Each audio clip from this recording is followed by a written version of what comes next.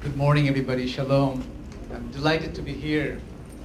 First of all, a few words of thanks to some of us here. I want to thank White Abraham and University of Haifa for inviting me to be here. I feel like I'm coming to a family here. I've been working in preparation for this coming and presentation with my colleagues, University of Haifa, with Habib, Mikal, with Yaval, Ifad, and then with your own at the White Abraham about this planning. And I feel like I've been welcomed to this event in a very warm way. I'm delighted to be here. I also want to say something that was mentioned by Yuval, which is I want to stress the importance of partnership and the partnership between White Abraham and University of Haifa, the gerontology program. By organizing this conference, I think this is a fantastic idea. It's a good organization, good way of reaching out to the communities for doing something that is meaningful. So I hope that this continues in the coming years. So everybody can hear me? Okay. All right. So what I want to talk about today is about design, physical environment, and a little bit of my background. My background is in architecture, so I'm trained as an architect, and I became interested in design for seniors, older people, and I especially became interested in people who have dementia. So that is what I'm going to talk about today. All right, so I hope this is working okay with thank you for translating this so quickly.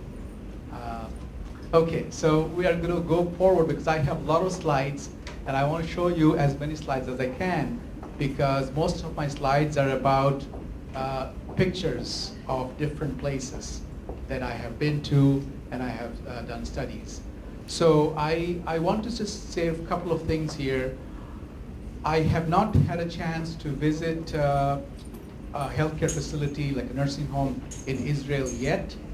First time this is my opportunity to come to this White Abraham facility. So I cannot connect to the conditions here, but I think it's safe to say that most of the nursing homes that are around the world are similar in some ways.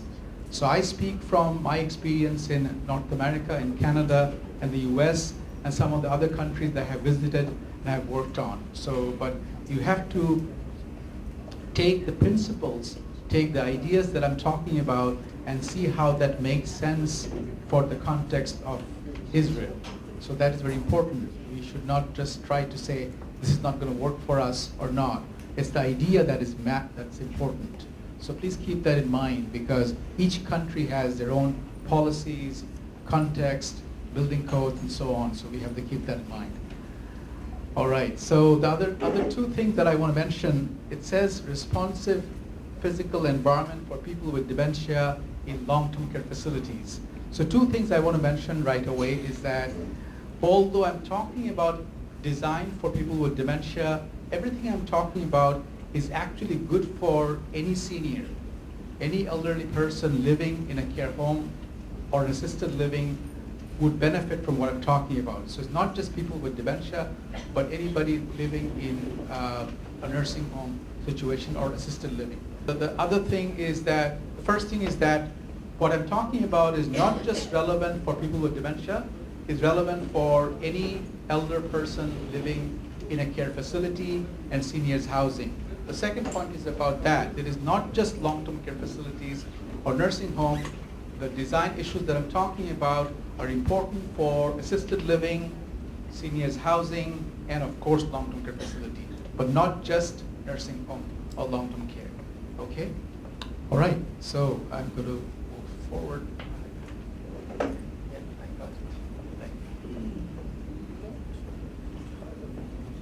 So this is the outline of my presentation. I'm going to talk a little bit briefly about dementia and the physical environment. What is that context? And then I'll briefly talk about some theory. Theory is not that fun, but we have to talk a little bit about that. But most of the time, I'll talk about the design principles and examples from many different countries. What works, what doesn't work. Mostly good example, what is working better. Okay, that's where I spend most of the time.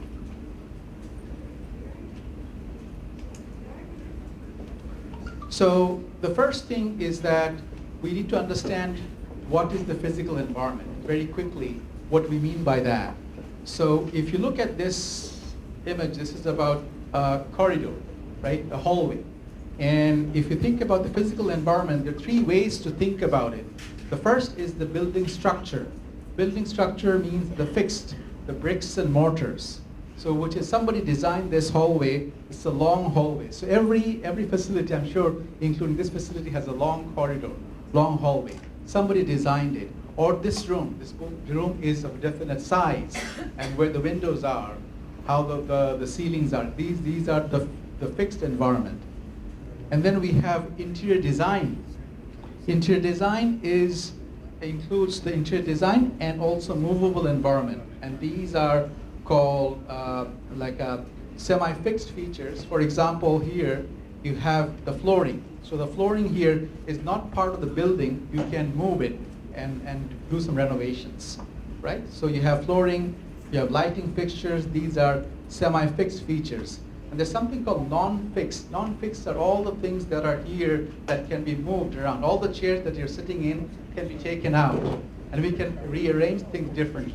So it's not about architecture only. It's about, architecture is the first part, the building structure. Sorry, go back. So it's not just architecture, but also interior design, and also all the things, the elements that we bring in. And finally, what we call the sensory qualities. Sensory qualities are, again, not the building itself or the interior design itself, but what is the lighting? We have lighting here, we have noise here, what we smell, what we touch. These are all part of sensory qualities. So all of these are part of the physical environment. So when we talk about the physical environment in a care facility, quite often we're thinking about how can we make it better. That's why we are talking about this issue. How can we make this better? And we can have new build, new construction, yes, or in most cases we want to do renovations, right? So when we talk about renovations, we can think about it in three ways. First is structural changes, yeah? So we can expand a care unit, we can add more rooms, we can landscape an outdoor space, we can add a kitchen, we can add activity space. So these are more actual structural changes. And then we can do semi-fixed changes. So I can have lighting change, better lighting. I can have different kind of flooring. So these are semi-fixed environmental changes. And the other thing we can do is we can change the non-fixed. This is very important. It sounds non-fixed, sounds very technical, but it's basically all the furnishing, all the objects that we bring in the environment. That is a very important part that architects typically don't talk about. But this is very important, and this is something we can do easily. We can work with the staff and do a project of changing the non-fixed, the movable environment, and do a project over one weekend. And I'll show you what happened after renovation. But before renovation, if you go to this facility, and if you go to the second floor, you will see this is the elevator here, right? So elevator here, all the residents are brought here to bring them down to the first floor for their breakfast to come to the dining room. I'm talking about second floor. So if you go to the second floor at 6 o'clock, 6:30 in the morning, you'll see there's a huge crowd here. So it's a major operation for the staff to bring all the residents down from the second to the first floor. When they're brought down here to the central dining space, after breakfast, where do they go? They go to the activity space. And they're captive audience. They have to stay there because they can't go back to the second floor because they need help for somebody to take them back. So this is a typical case in many care facilities. I'll show you a little bit later what we did, how we changed this place. Yeah, do you have a corridor like this? Something similar? Corridor is very common. So this is not a hospital, this is a care home. We have a nurse's station, yes, quite often. We have a resident room. Quite often this is two rooms. In Canada, we have also rooms that are 4 people. 4 people in one room. Not very common, but some. But the newer facilities, the new builds are all mostly single occupancy rooms. Okay, so that's connect to the building codes, the policies each country has, obviously. We have also the typical large dining room as well in many care homes. So these are all what we have. So before I move on, I want to mention where are these coming from. These are coming from the architectural model, the prototype. The design of nursing homes is coming from the acute care model, hospital model. So the 1960s, 70s, around the world, especially in North America, nursing homes started to be built, and they were the acute care model, the medical model. And now we are changing. Last 15 years, 20 years, is very, very slow change of moving from the medical model to a social model of care, a person-centered care model of care. And we don't have time to talk about the different care models, organizational models that are out there, but that's also a very important topic. What we're talking about today is how the design, how the physical environment needs to change as well from the medical model to a social model or to a person-centered care model, right? How many of you are familiar with person-centered care model? Yeah, okay, fantastic. So person-centered care model is a model that looks at the person in a holistic way, not just personal care needs, but also social needs, psychological needs, spiritual needs, and look at the person in a more holistic, comprehensive way. And for that, the design also needs to be different. So it's our choice. Do we want an institution or do we want to create a home? The pictures that you're looking at, both are nursing homes. Both are nursing homes. Where do you want to live? If you are a senior who needs some nursing care, do you want to be here or here? Probably on the right side, right? Maybe. Anybody wants to be here? Well, this is okay, but this is better, right? Because we have more personalized room, single occupancy, and so on. So what we want to do is talking about the institution versus home. That's the change. It's not an architecture change only, it's an organizational change as well.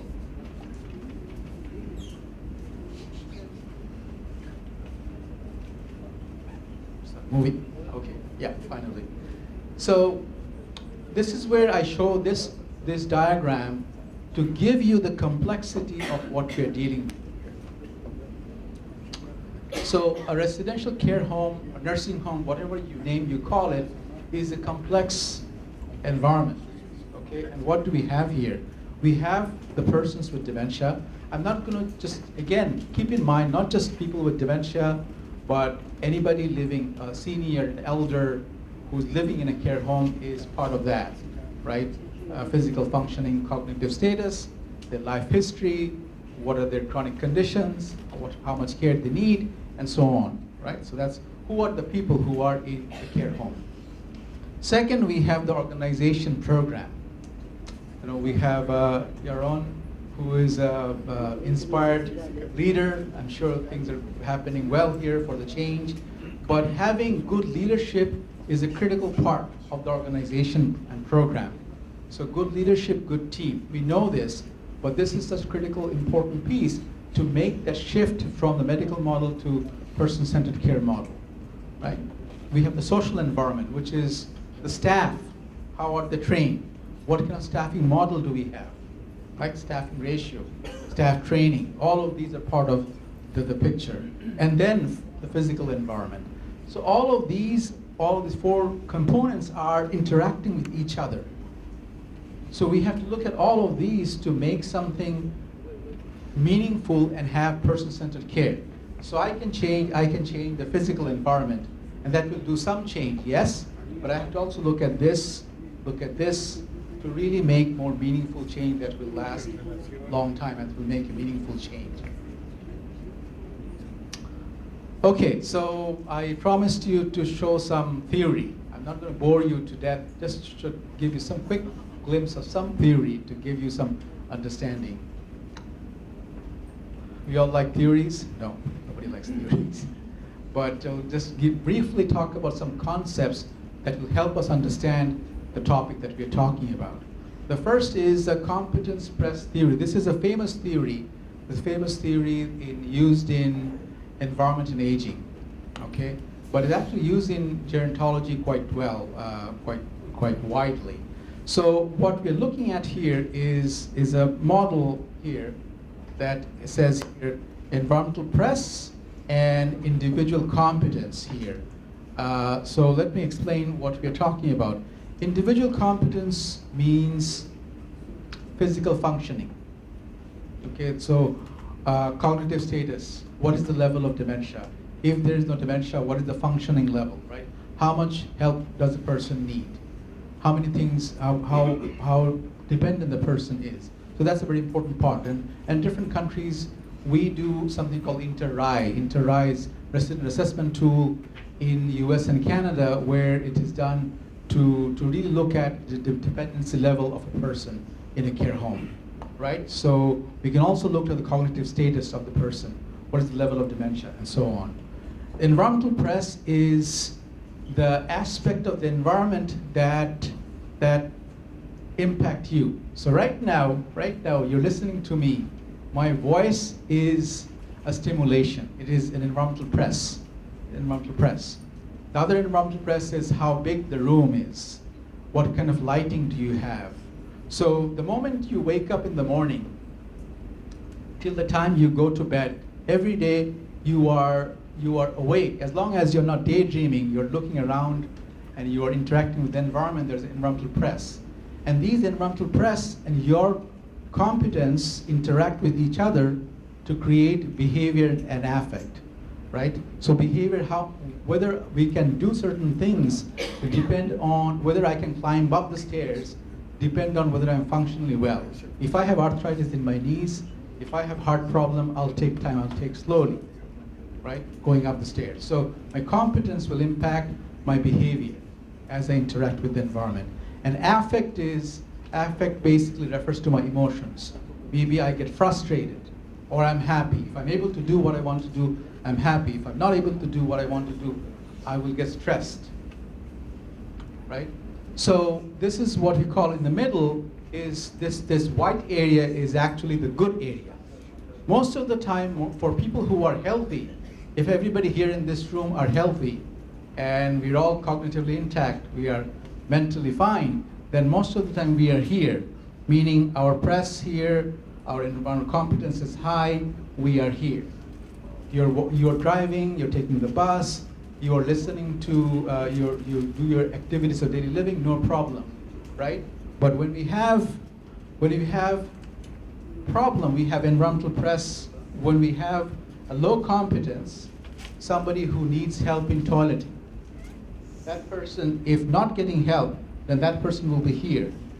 The person is not having the actual behavior to use the bathroom or use the shower. So what I'm talking about is, one example is about, let's say, using the bathroom. Okay, again, using toileting. Let's take toileting as an example. If a person, a senior resident needs help from the person, from a caregiver, or with the physical environment, the toilet is very low, then I cannot sit in the toilet. I need some support with grab bars. If grab bars are not there, I will be here. That will be my behavior, which is in the red zone, right? But if we change the environment, let's say we have a raised toilet or we have grab bars, then a person's competence does not change from the red to green, but what has changed is the environment. So the environment, if I put in a grab bar or a raised toilet, then I have brought the environment press from here to here. But that means that my behavior is actually manageable. So the main thing from this model is the two lessons from this model. One is that people who have functional decline. Seniors, as we grow older, we'll have functional decline. We'll take time to do some things. We may need some help. Most people in nursing homes need some help, as you well know. They are more vulnerable to environmental condition. They need more lighting, they need more, less sound, lower quality sound, and then shower space, better toileting, grab bars and so on to really function better. The other thing, that is an important lesson from this, it sounds simple, but actually it's quite an important realization that the physical environment can compensate for the decline in behavior, decline in functioning. So let me put it another way. In saying the behavior that we get, somebody not able to do something is dependent on competence, yes, but it's also dependent on the environment. We cannot change the competence of the person, but we can change the environment. That's something we need to remember from this model. The second theory that I want to talk about, this is actually more interesting, it's called behavior settings. It's called behavior settings right here. It's an interesting idea, is that, so I'm talking about something called a behavior setting. Behavior setting. What does that mean? This refers to the fact that all spaces have social meanings. Meaning that we know that this room is now, this is a meeting room, well, not a meeting room, this is a lecture room, because all the chairs are lined up and everybody's facing in this direction. There's one speaker here talking. So when you come in, everybody knew that this is a lecture room. This is not somebody's bedroom. This is not a restaurant. This is not something else. This is not a market. This is a lecture room. And we get this from the environmental cue. Environmental cue means the chairs are telling me that something is going to happen here, right? So that purpose determines what we need, how we need to behave. So this is very interesting. It gets very interesting when you talk about people with dementia, and that's what I will talk about in a minute. So I want to do a little test. So everybody is ready for a test? Yes. It's not being marked, just a regular quiz. No prizes here. What is the purpose of the space? What do you think is the function? Board meeting? Meeting? Eating.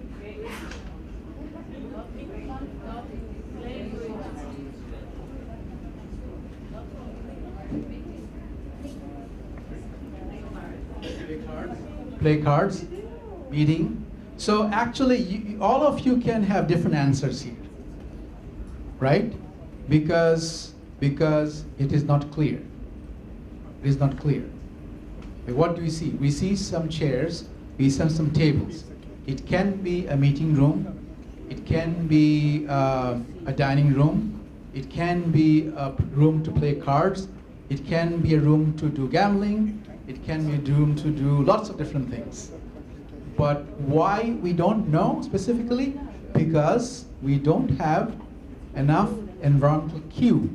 Environmental cue means something in the environment tells me what is the function, what is the purpose of this space. Keep that in mind.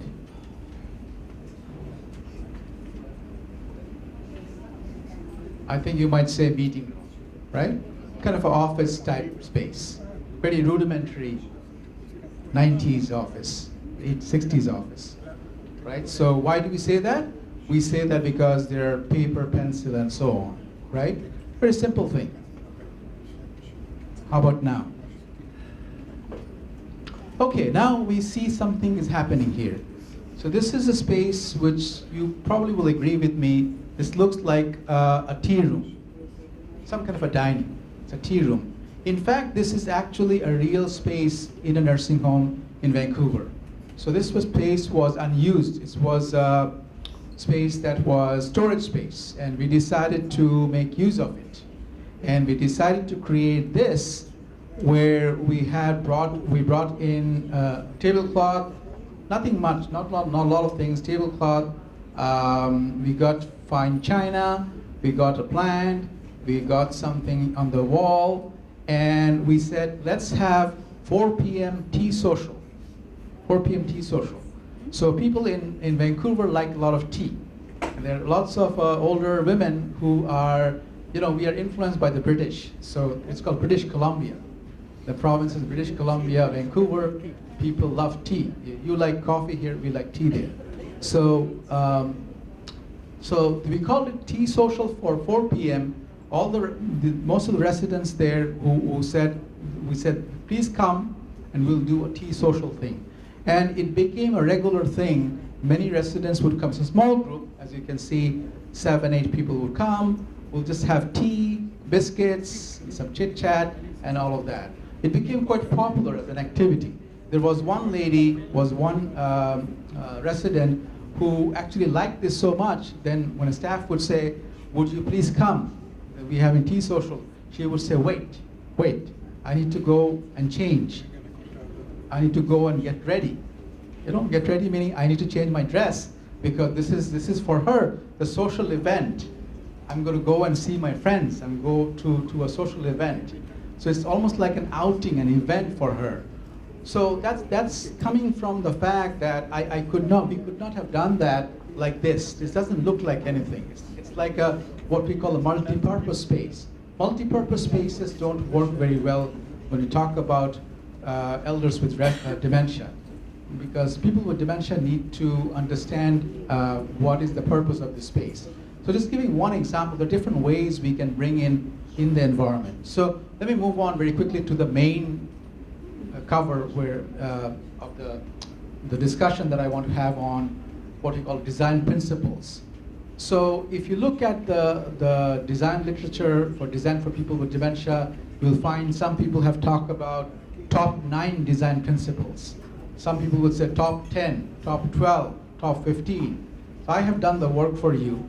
I found the top 10, and that's what I will present here. So the top 4 are I'm going to talk about, and the other 6 we don't have time to talk about. So just to give you the top 4 that we will talk about today are non-institutional character. This is the mother design principle, mothership. This is really the big thing. Orientation and meaningful walking, design for functional support, sensory stimulation. So for the rest of my presentation, I'll talk about these 4 design principles. Before I move on from this slide, I just want to make sure that we all understand what we mean by design principle. Design principle is basically a statement that will help us make an informed design decision. You can be an architect, you can be an interior designer, you can be an administrator, you can be a nurse, you can be a staff member. If you are part of some kind of change in your environment, design principle will help you. Why am I making the change? Okay, what is the goal? What is the end result? The design principle helps us understand what is the goal of this change. So the first design principle that I want to talk about is called a non-institutional or home-like character, which basically is described like this: create a familiar environment based on residents' past homes and neighborhoods. So I want to ask you a question here, if I can. Most of you work with elders, seniors in care homes.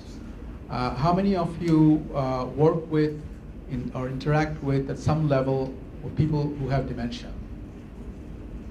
Most of you. Yeah. So I think you can relate to what I'm going to talk about now, because we talk about people with dementia, especially in Alzheimer's disease. People go back in time. Short-term memory gets impacted very quickly. Long-term memory stays intact until the very end, right? So, yeah, I think I missed a few slides in the very beginning on dementia.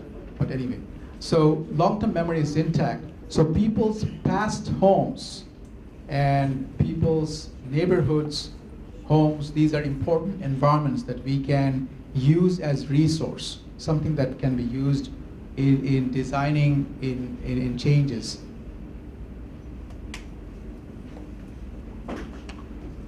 So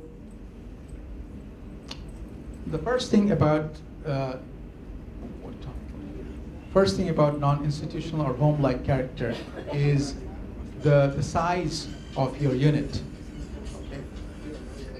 In most nursing homes in the United States and Canada, the unit size is quite big, and that may be true in Israel as well. What unit size has 70 residents or 50 residents, right? So what's the unit size like here in facility size here in Canada? 31 in this, okay. 30, okay. So 30 is better than 50, yeah? So 30 is, but we will talk about how we need to go even smaller. So by unit size, we're talking about how many residents are having their meals together, breakfast, lunch, dinner together.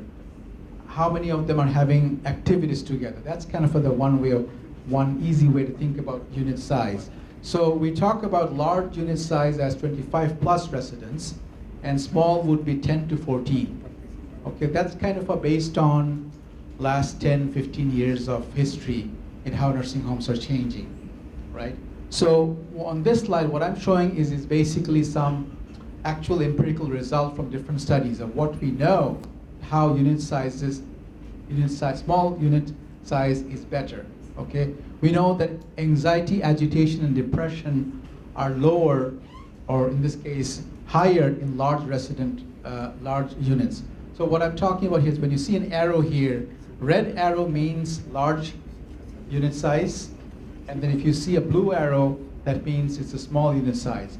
It's going up means these studies are all comparing small units with large units, okay? And they're saying what is going up or down, right? So in this case, this is showing that, it's showing that anxiety, agitation, depression among residents are higher in large unit size. It's showing pressure ulcers is lower in small unit size. Territorial space and space conflict. What does that mean?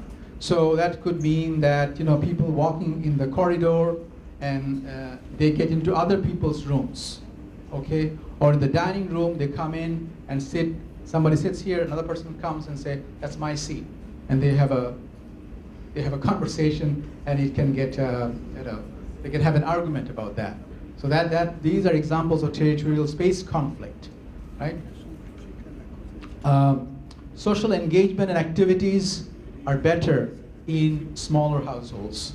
So participating in activities, interaction with others, quality of life scores. So these quality of life scores are coming from the US, where they looked at the greenhouse model. Greenhouse model is basically a small scale model where 8 people live together. So they compared that with larger homes, and they found quality of life scores like privacy, dignity, enjoying food.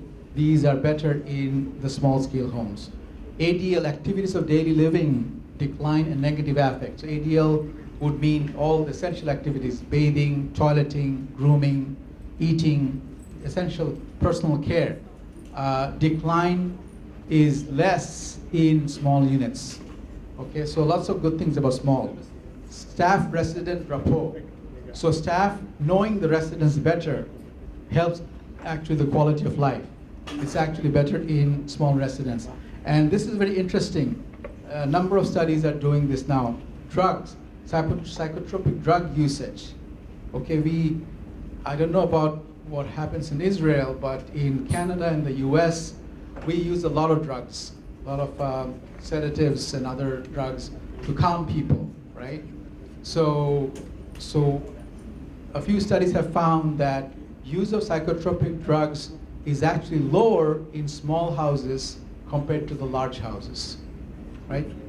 So it's really interesting finding, and not just one study, but several studies have found that about drug usage being lower.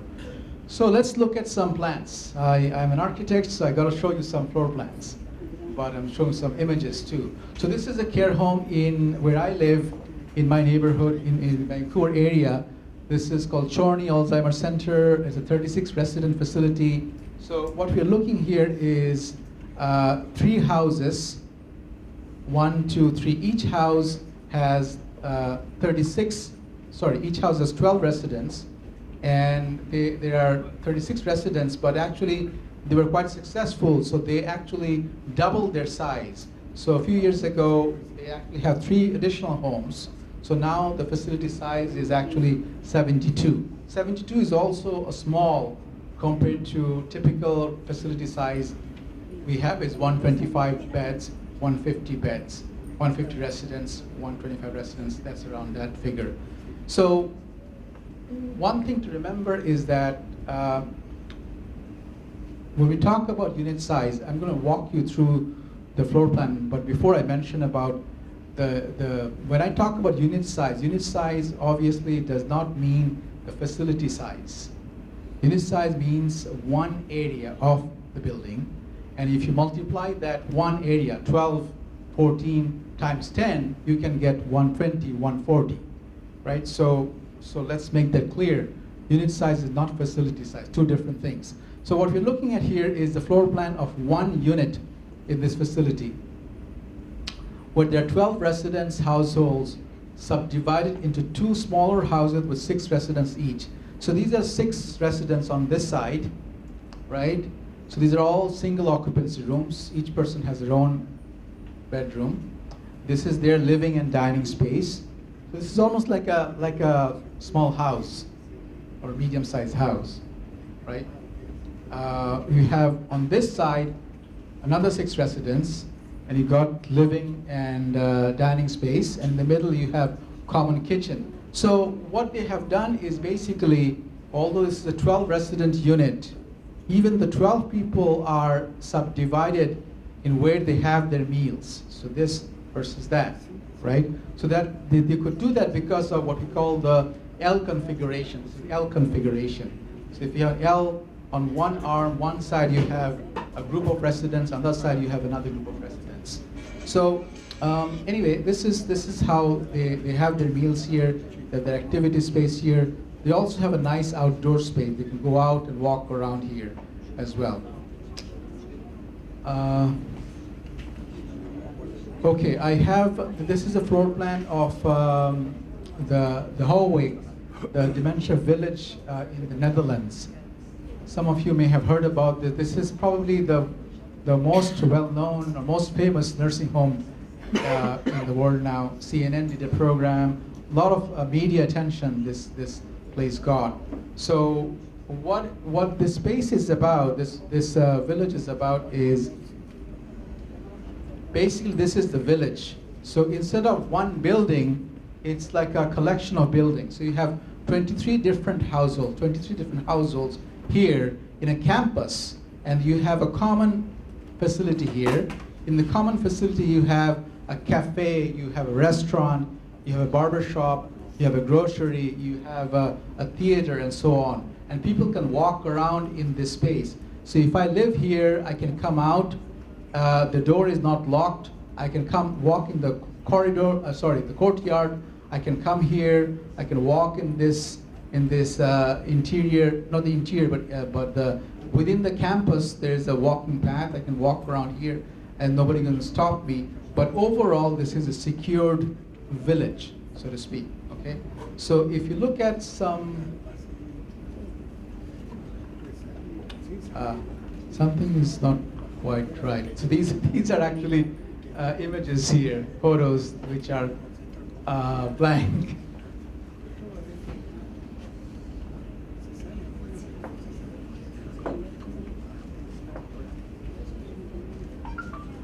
Further down. Go up. Oh, yeah, that's the one. Go up a bit.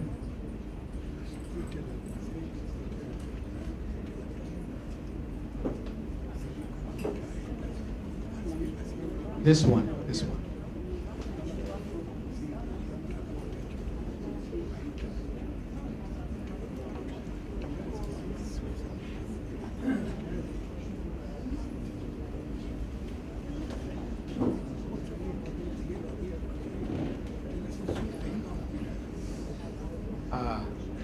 I guess this is not loading the images.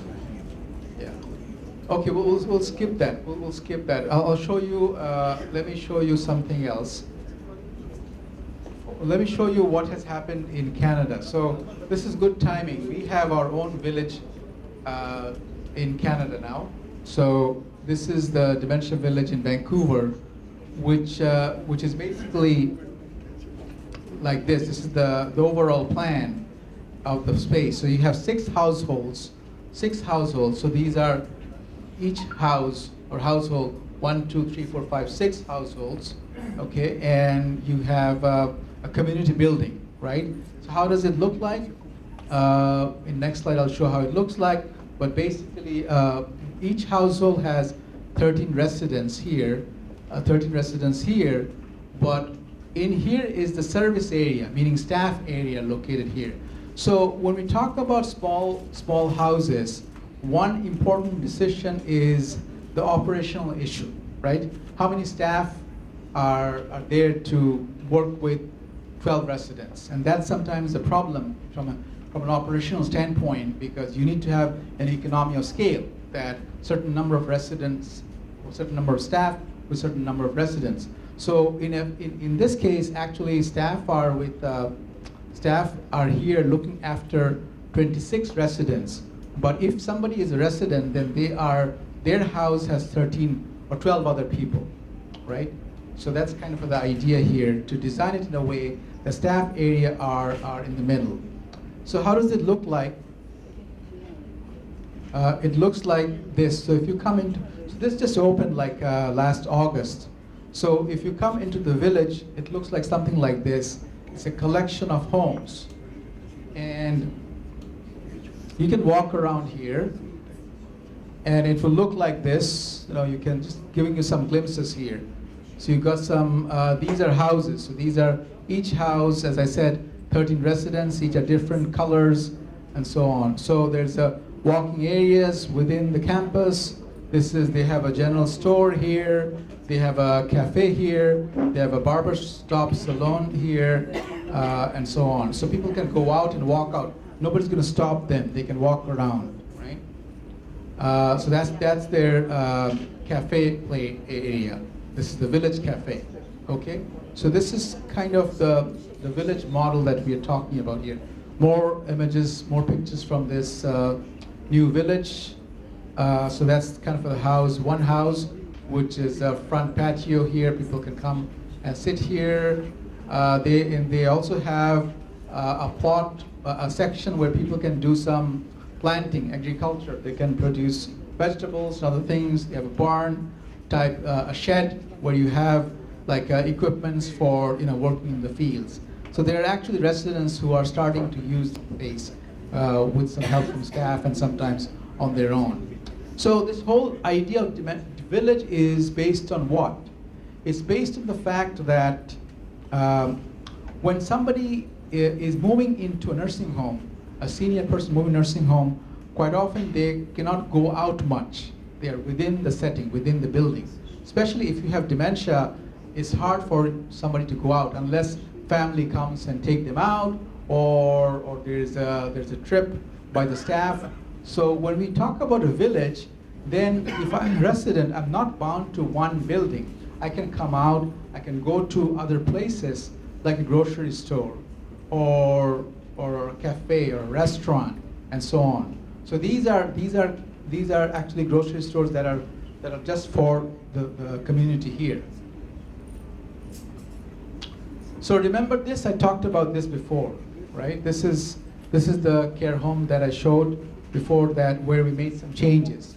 So I want to show the changes that we made here.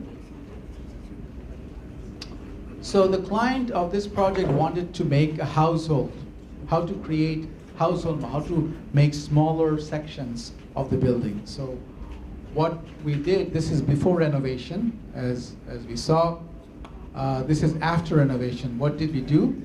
So we took out, the first thing, one of the main things we did was, there was a nurse's station here. It was taken out, and we replaced the nurse's station with an aviary, meaning it's a bird cage. Do you want nurses or do you want birds? Not a good question. We want both. We want both. Yeah. So this was an interesting thing. The nurses station is right here. That's the nurses station, nurses work area. So instead of having, I'll show you the actual picture in a minute. Instead of having a big nurses station here, we replaced that with an aviary.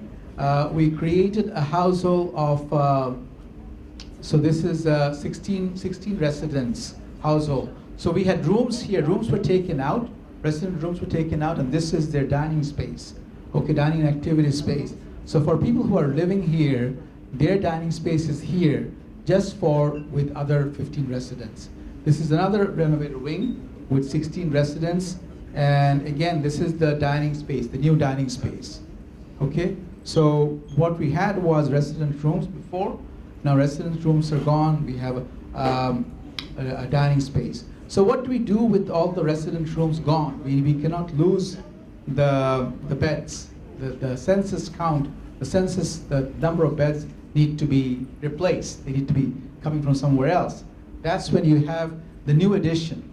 So the new addition is where you have 9 residents, and this is what we call a cluster design. Cluster design means there is no corridor. So if I come out of my room, this is where the lounge is, the sitting area is, the dining area is here. So there is no corridor here. So anyway, this was a project that we did, and we actually did a study, a post-occupancy evaluation to see how it's working. I just want to show you some examples, some pictures of how it looked like before and how it looks now. So this is the nurses station, right? The big nurses station that looked before, and this is, the images look kind of yellow, but you get some idea here. So that's the bird cage. So that's the bird cage, and what happens is, this is actually quite a popular space, because when residents have breakfast, after breakfast they would come and they would sit here. Many of them would sit here and they would watch birds, right? They would watch birds, and some of them would follow the birds. There are some residents who actually have pet birds. So they would say, how's my Bobo doing? How's my bunny doing? You know, how's my pet doing? So that they're following their birds, right? It's a positive stimulation for them. And this is the nurses' work area on the side. Instead of a large nursing station, we settle with a small nurses' work area.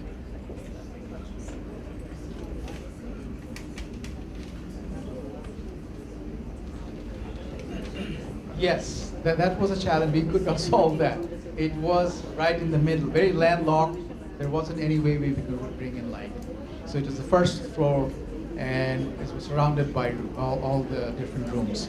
So the actual lighting condition is not as bad. These pictures came out really yellow, but it's not that yellow in reality. It's the picture quality is not good. But it is basically right in the middle of 2 intersecting corridors, and we didn't have any option to bring in light from the outside. So let me move on and talk about a few other things. So dining room, okay? So dining room is quite often large in most nursing homes. So which is a large space with what we call high stimulation. High stimulation means what? High stimulation quite often comes from noise. Noise from people talking, equipments being brought in, and so on. So what happens is, in these places we have overstimulation for people with dementia, and that leads to anxiety, that can lead to agitation. If somebody is not able to handle the anxiety, it will lead to agitation, and then they have difficulty sometimes in needing more assistance in the food. So if you look at this, these two, these are both in care homes, large nursing homes where you have large dining space, and they look like cafeteria. They look like, in many cafeteria look like this. So when this is filled with people, it can be quite noisy. Is that your experience in your nursing homes? Typically dining rooms are quite noisy, right? Lots of people are there, lots of things happening. So I want to, before I talk about the stimulation, as I'm talking about stimulation, I want to also share a quick story here. In this, see this left image, in this nursing home, there was one resident who was admitted, and she was not eating.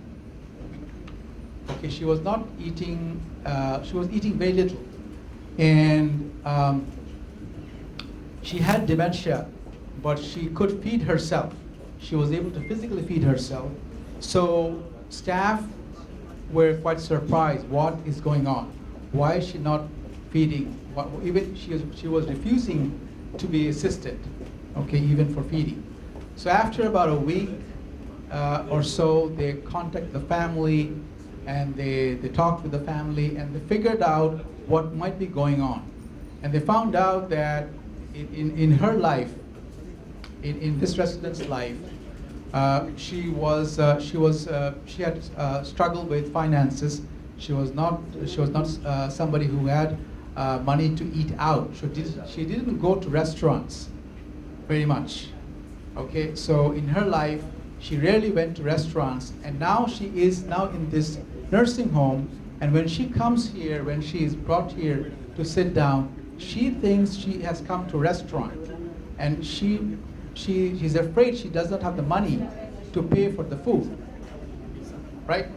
So all the food is of course part of the program, but in her mind she has to pay. And so that goes back to what I was talking about as environmental cue. Environmental cue of this space is, this is not nobody's home. This is a cafeteria. This could be a restaurant, so which can be problematic for some people. But what we're talking about now is stimulation, high stimulation. So I'm losing some images, so we will somehow. So what I'm showing is some examples of small scale and home life, okay? Instead of talking about the negative examples, talking about some positive examples. Most of my positive examples that I'm showing in my presentation are from Scandinavian countries, from Sweden, Norway, sometimes Netherlands, and some other countries, but mostly, okay, let's go back.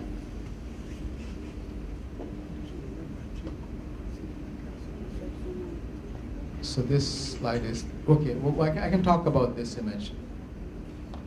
So if you, yeah, this is partially cut off, but you can get a sense of what's happening here. This is a facility in Sweden where there are interesting things happening. Number one is the size of this room. This is like a six residents sitting here, and you see this young woman. She is actually a staff member. So the staff don't wear uniforms there, and they're actually having meals together, okay? And also you see the kitchen. So kitchen is quite common, well, not that common, but it is becoming more common in Sweden and in the Netherlands as well, to have the kitchen where some people they actually cook the food there, okay? So this is kind of the idea that prepare meals on site. Instead of having a production big kitchen, having meals prepared right there on site within the unit, right? So I'll show you some other examples here. This is another facility, the same room, photo taken from two different angles here. So what we notice here is do you see the color here? Of course, we see the red color here. So the red color is actually an orientation cue. How is it an orientation cue? When I'm coming into the room, so I'm taking the photo from as if I'm coming into the room here, right? Yeah. I'm just coming into the room, and if I see the red color, see the back wall as red color, as a resident, I might notice the red color. If I notice the red color, I will go towards that wall. Okay, if I go towards that wall, what happens? Basically, I will see the two tables. Okay, and if I see the two tables, I'll sit down. So it's a cue to go and find my seat and sit down. Also, there's an open kitchen. So this is also something that we are doing also in new facilities in Canada, to have an open kitchen. And you will also notice that, so it's not only open kitchen, but also like a dishwasher, oven that are home-like, okay, like a residential scale. And you see this interesting example that I'm circling here. The kitchen counter has two heights here. So the height, the regular height for staff to work on, but also another height where a resident can sit down. So a resident can sit down here and watch what is going on here, okay? So that's kind of a, even if the person is not able to participate, they can sit down and see what is happening. Yeah, for some reason I'm missing a lot of images.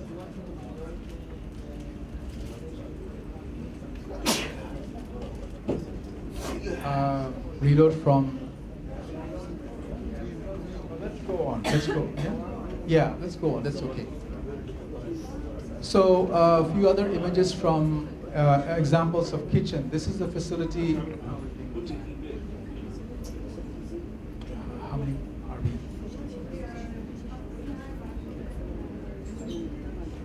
Okay, so let me take 10 minutes.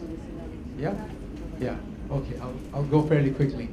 So these are also examples of kitchens which look like if you look at this image, you probably will say this is somebody's home, right?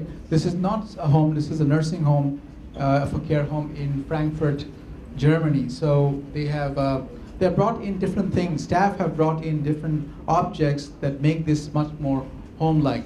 This is something I really like, this picture where you see these two residents are, these two older women are actually residents, and they have dementia, and what they're doing is basically they're cutting apples.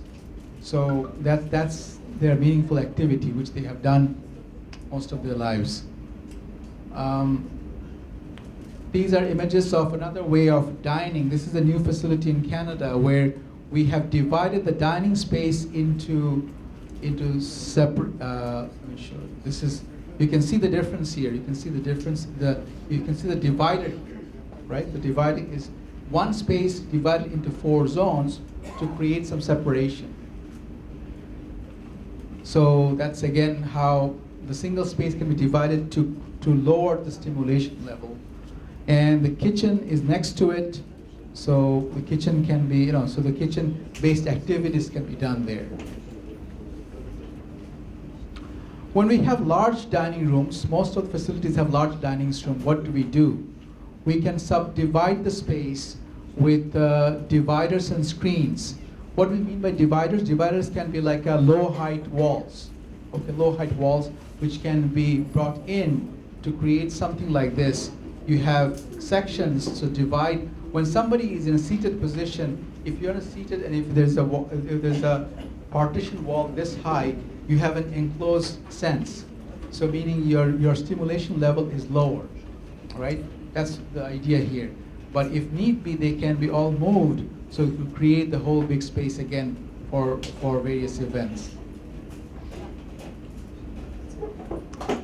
Yeah, I'm sorry this is not showing. This was an interesting slide about how we create. Let me see if it's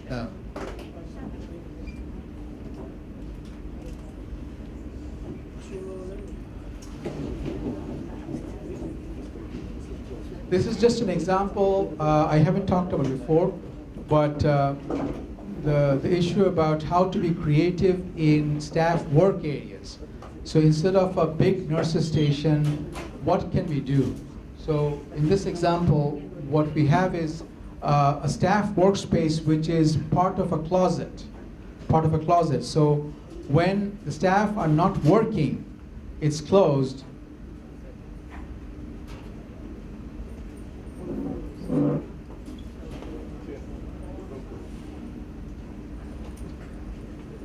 You know what the other way to do? Go back, up. No. Go down.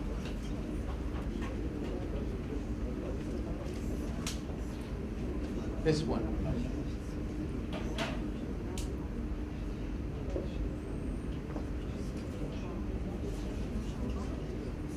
Yeah, okay, thank you. So this is just showing a staff work area. When the staff are not working, it will look like this, but when it's needed, it's opened up, right? So this is again a change of mentality, how we are used to big nurses station. Instead of having a big nurses station, can we change the culture to bring in something like this, which is like a small workspaces? Or even if you have a workspace, It is not big. It's part of the dining space here, and we have glass here on this side, that side, so staff can see what's happening in the common areas. I'll very quickly go through the rest of the principles because we don't have much time. So the orientation and meaningful walking is something about how can we find our way around in the building, right? That's about orientation and wayfinding. So one of the problems in many nursing homes is having a dead end. You have a dead end here, so you come here, and at the end of the dead end, you don't know people, may not know people with dementia, may not know there's a closed door. How do you push the door, doesn't go out, and they may be anxious how to get back. They may get into other residents' room. So these are the things that we typically have. This is what we have as in current facilities, long corridors. We talked about that, long corridors, right? So instead of having a long corridor, we can have a corridor that is a looped corridor.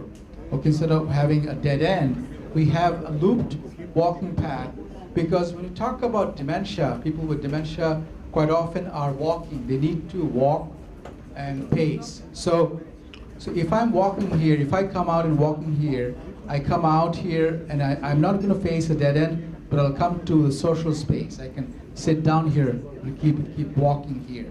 So that's one example of walking. But another way of thinking about it is how do we see the social spaces?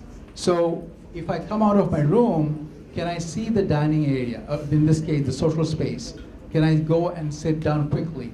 So if I come here, can I see this space? When we talk about people with dementia, one thing to remember in this case is the cognitive map for persons with dementia are not working. What is a cognitive map? Cognitive map is spatial information that you have in your head. So when you're moving around in the building, you know how to take a left turn, you take a right turn, you move around, you know the city. In the city, you know where to go from one space to another, right? But for somebody with dementia, they need to have visual access, meaning they need to see the space in order to go to the space. Otherwise, the person will get lost in the building. So the idea is that if I can come out of my room, if I can see the space, I will just go and sit down there. That's a more effective way of movement. So the end of the hallway seating is the idea that what can we do at the end of the hallway? Here, the solution is basically to provide sitting areas. So if I go down path here as a resident, what would I do at the end of the hallway? If I see this, the bench or the chair, I will sit down. If I sit down, my visual field changes. I see where I came from, so I can get up and start walking back.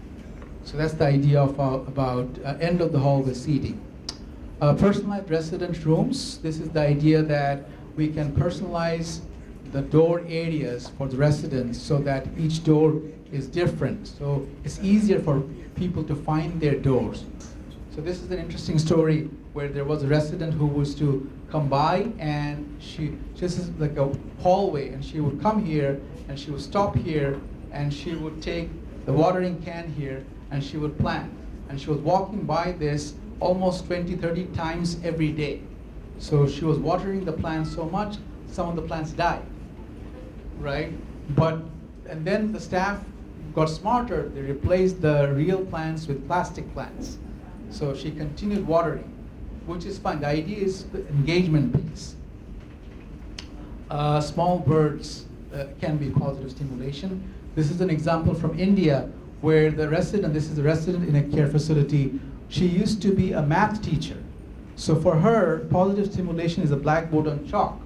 So she doesn't want to do anything else. She wants to go and write down her math lessons that she has done for 20-30 years every day in her life, right? This is an example of positive stimulation by washer dryer. Some people like to fold things or actually do dishes, use the washer. These are examples of in a new facility that we consulted on some activity areas, end of the hallway, which looks like an interesting social space. This is people can come, and this is part of the walking path, and they can use some of the machines here. some things to do in the hallways as well. Some objects that are meaningful for the person. So objects of positive stimulation. This is a short video, like a few seconds. Let's play it very quickly if I can.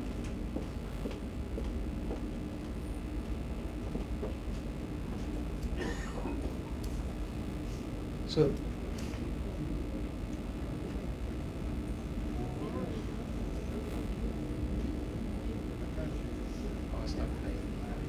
Well, no, that's okay. Let me explain this. It's okay. Basically, what happens is, this is a short video, but basically what it does is, this is a facility in the Netherlands where this is the hallway, like the corridor here, hallway. If you come here, if you walk here, there are sensors here that will notice, and the music comes on. So in the environment, you can hear music. And then the idea is that when you hear the music, you will stop. So if I'm walking, if I hear music, I may stop. If I stop, I will see the. Okay. I'll see the picture. The photo that you saw is actually an old photo of that city square. So the residents may recognize that street, that city. It's the idea of about reminiscence, about remembering something that they know for a long time. Yeah. Let's skip that. Let's come here.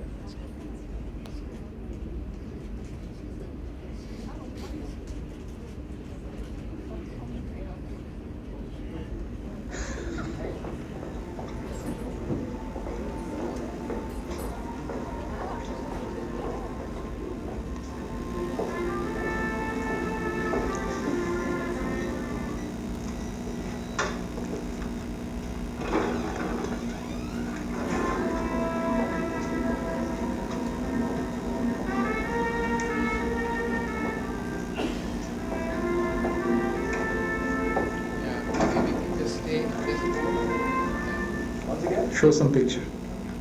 So, use your hand to show the picture. So I think you got the idea here how this works. Let's go to the next slide. So I'll just talk about the last principle.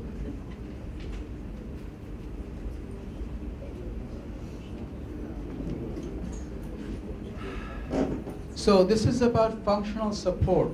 So is there a way that we can do things in the environment and design that will help people do some of the things independently as much as possible? So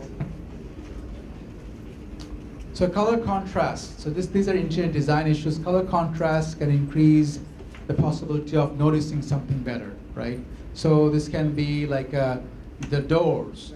So door has a color which is distinct from the wall, so I can find the doors.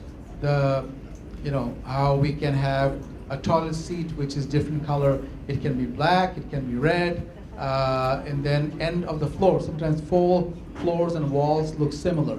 And these are things not about dementia per se. This is about any older person who have vision loss, right? So a toilet seat, how we can design not only the toilet seat but also the back of the wall, the back wall, the floor can have a different color. These are other examples of color contrast. Bed to toilet visual link is something we tried to implement. Basically what that means is that a person is bed and where the toilet is located in terms of the bedroom toilet. So if I come down from this wall, from this bed, can I see the toilet? If I see the toilet, I'm more likely to use it. There was a study done in the US long time ago, like in the 90s, that found, as it says here, so on this side, well, on both sides, this is basically a toilet where there's no door, basically a curtain. And some residents have the curtain drawn, some residents like it's curtain open. So the residents who had open, they used the toilet 25 times more compared to the curtains when they were closed. So the point is having visual access. If I can see it, I'm more likely to use it. Modified closet, the idea here is to basically provide a closet that is designed differently. So some people may be able to use it with staff help and family help. We are doing a project in the community now with people who are living in the dementia in the homes and using this closet with family caregivers to see if that might help some people dress themselves. My final point is about the furniture arrangement. Furniture arrangement can actually impact how we interact with each other. So right now you are looking at me, right? So this is a model where you cannot interact with each other. If I ask you to interact with each other, you will change your seat and maybe have a group formation. That's what I'm talking about here. That we sometimes forget that in nursing homes. So there are two categories here. One is called sociopetal, and the other is called sociofugal.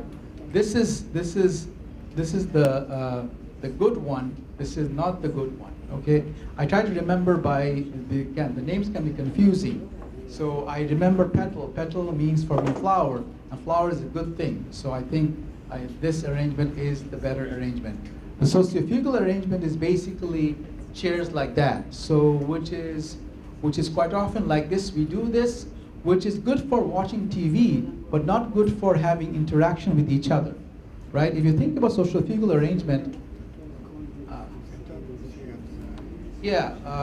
anyway, we need to see the other person, and it's difficult to rotate your body, so that doesn't work well.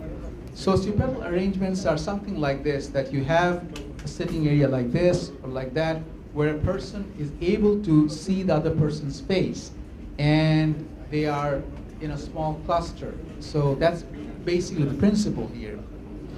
And these are examples of the sociopetal arrangement. This is in a hallway. The chairs are slightly in angle, so this is another area where people can see each other, the way we have designed the furniture. This is my final slide, just showing, this is an interesting example where in this care home, there was one resident whose family brought in this couch, this couch, that was the resident's favorite couch. This is where she used to sit every night. So they brought in nursing home, they put this in this space, and then what happens is other residents, families said, well, my mom, my mother, my dad, father, or somebody also had a favorite chair. Somebody brought a few other chairs. Not everybody had favorite chairs, so staff brought in different chairs. So all the chairs, if you look at this room, all the chairs and couches are different. And they really symbolize the difference, that all the residents are part of a community, yes, but they have their own individuality. This is a very successful space for activities in this care home. I just want to finally mention these 4 things, just as a wrap up. What can a physical environment do for us? Right? It can reduce responsive emotions and behaviors. I'm using the word responsive. Quite often we use clinical term like BPSD. You may know about BPSD, or challenging behavior. Instead of using a negative clinical language, we're using a more social language. That quite often what residents behave is because of what is happening in the environment, right? So anxiety and agitation can be reduced by better designed environments. We can provide supportive cognitive and functional abilities. Meaning, can I help somebody find their way around in the building? Can I help somebody find the toilet? Can I help somebody with the environment to dress themselves? Engage in a familiar lifestyle-based activities. For example, the kitchen that we talked about. A kitchen allows, or a garden, something that they have done all their lives. Can they still do it? The environment may allow that. And finally, provides a sense of comfort and continuity. If somebody moves into a care home, does that mean that I have to live the rest of my life in a hospital type environment? No. If you ask yourself, you don't want to live in a nursing home that we know these days. We want to live in a better home, better care home, which looks like more home, where we can do things that we have done most of our lives. All right. Thank you very much.